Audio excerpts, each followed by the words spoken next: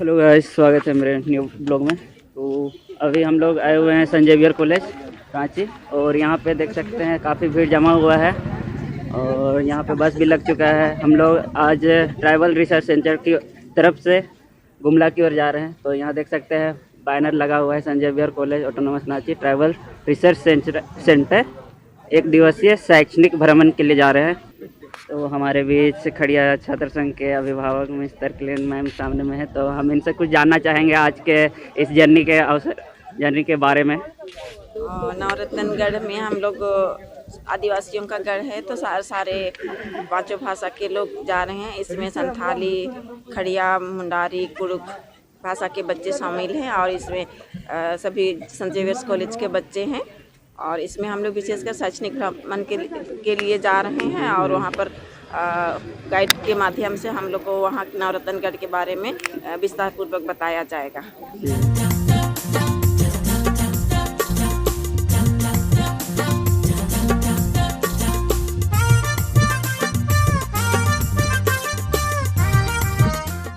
Hello everyone, जैसे कि आपको पता हम लोग नवरत्नगढ़ पहुंच चुके हैं, तभी हम लोग सैर कराते हैं। आइए आइए आइए।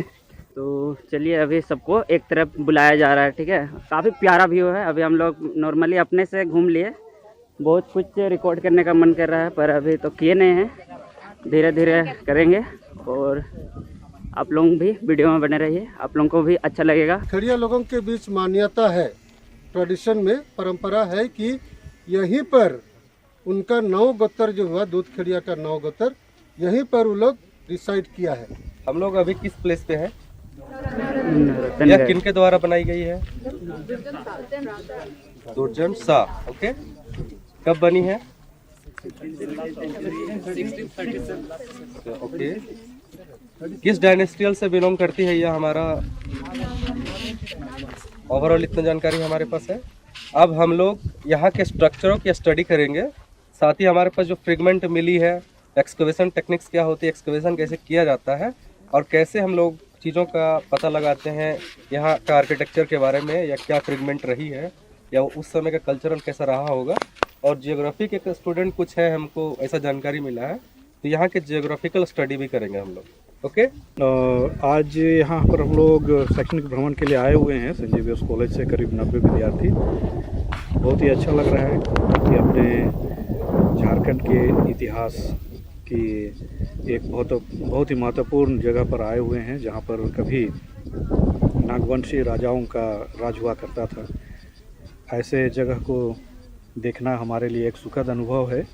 अपने पूर्वजों की परंपरा और इतिहास को जानने का एक अवसर मिला है। आशा करता हूँ कि सभी विद्यार्थी इससे लाभान्वित होंगे और हम लोगों में इतिहास के प्रति और संस्कृति के प्रति जागरूकता पैदा करेंगे। यहाँ पे एक बावड़ी था, ऐसा कहते थे, वो सर्कल बावड़ी, यानी कुआं का एक स्वरूप होता है जिसमें स्टेयर्स लगी होती है पानी निकालने के लिए। देखिए, हमारे यहाँ 3 शैलियाँ प्रमुख होती है, नागर शैली, बैसर शैली और द्रविड़ शैली। जो हम लोग उत्तर भारतीय क्षेत्र कहलाती है शैलियों के आधार पे, जो जिस रीजन में हम लोग हैं यह उत्तर भारत है, ठीक है। यहाँ पर नागर शैली से निर्मित मंदिरें दिखाई देती है। साथ ही साथ यह जो इंडो इस्लामिक स्ट्रक्चर से निर्मित मंदिर है, यह आवास है। हम जो इस फ्रंट वाले मंडप को देख पा रहे हैं, यह इसका मंडप भाग हो गया। गर्भगृह तो नहीं है। गर्भगृह वैसे स्थान को कहते हैं जहाँ भगवान को स्थापित किए जाते हैं, ठीक है। जिसमें आप ये मलबा देख पा रहे हो, इसमें खिड़की या गेट जो बोलेंगे, और सामने वाला यह एक गर्भगृह हो गया। दूसरे का मंडप बोलेंगे कि ये बाहर में ऐसे क्यों है, ये ऐसे नहीं है। पीछे जो गेट देख पा रहे होंगे, वहाँ से हम लोग को शिव मंदिर का फ्रेगमेंट मिला है, जिसके कारण से उसका मंडप बनाया गया। यह इसके लिए बनाई गई है, आप जाके देख सकते हैं। आप सारे लोग अलाउ नहीं कर पाएंगे। आ जाइए, फोटो वगैरह सर्किट कर दीजिएगा जिनके। इस पूरे रीजन यानी कि टोटल 3 किलोमीटर के रेडियस में फैला हुआ इनका डायनेस्टी था। डायनेस्टियल कहने का मतलब कि इनका जो राजधानी क्षेत्र था वो 3 किलोमीटर में, यानी कि उधर पूरे फ्रेगमेंट बने हुए हैं, लेकिन उनका अधिकार क्षेत्र और डिस्टेंस तक रहा है। या केवल राजधानी का जो क्षेत्र था, जिसको टोइसागढ़ बोलते हैं, वो 3 किलोमीटर के रेडियस में है। टोईसागढ़ के नाम से जाना जाता है। और जिस कैंपस के अंदर हम लोग घूम रहे हैं इसको नवरत्नगढ़ कहा जाता है।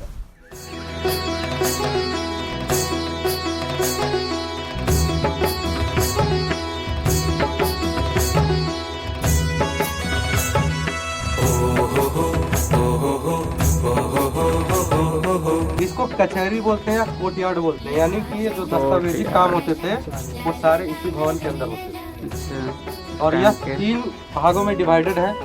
एक तो ये देख पा रहे हो गलियारे टाइप जो दिख रही है, ऐसा ही सेम आर्किटेक्चर जो इसके पीछे है। और जो मिडल का है उसको 3 पार्ट में डिवाइड किया गया है, यानी चैम्बर्स के रूप में 3 भाग में डिवाइडेड है।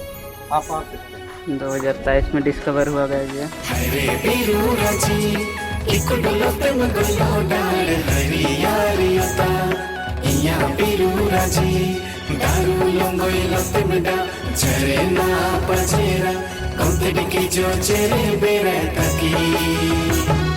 देख पा रहे हो हॉल से 2 को दिखाई दे रहा होगा। हॉल से एक हॉल आपको इधर भी दिख रहे होंगे। यह लकड़ी का हॉल ये लगाए जाने के लिए, यानी कि बेड़ी जिसको बोलते हैं, दरवाजे को लॉक करने के लिए किया जाता है। ये उसका हॉल से। और ये पूरे तो अभी एक्सपोज है जो आपके सामने दिख के रहे। अभी हम लोग इधर चलेंगे, रॉयल पैलेस में एंट्री करेंगे। इधर से एंट्री थोड़ा दिक्कत है ना।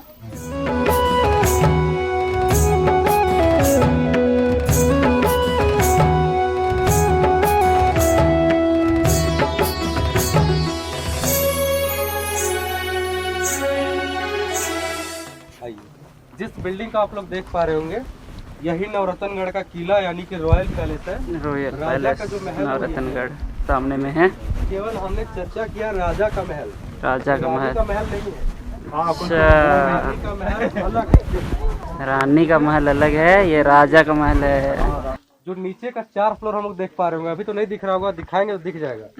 एक वो 1, एक ये 2 और एक ये 3। टोटल जो 4 नीचे कमरे हैं, 4 फ्लोर के जो कमरे हैं उसमें टोटल 9 है, यानी कि प्रत्येक फ्लोर में 9 कमरे हैं 4 फ्लोर में। और जो टॉप का 1 है उसमें केवल 1 है।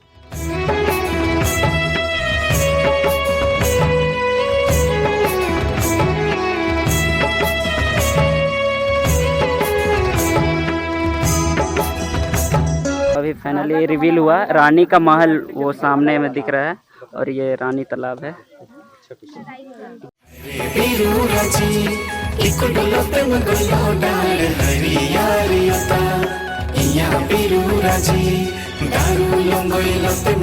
और रानी महल 3 फ्लोर में बना हुआ है। रानी महल जा रहे हैं यार। राजा का महल वहाँ से। ये रानी का महल देख सकते हैं, 3 तल्ला।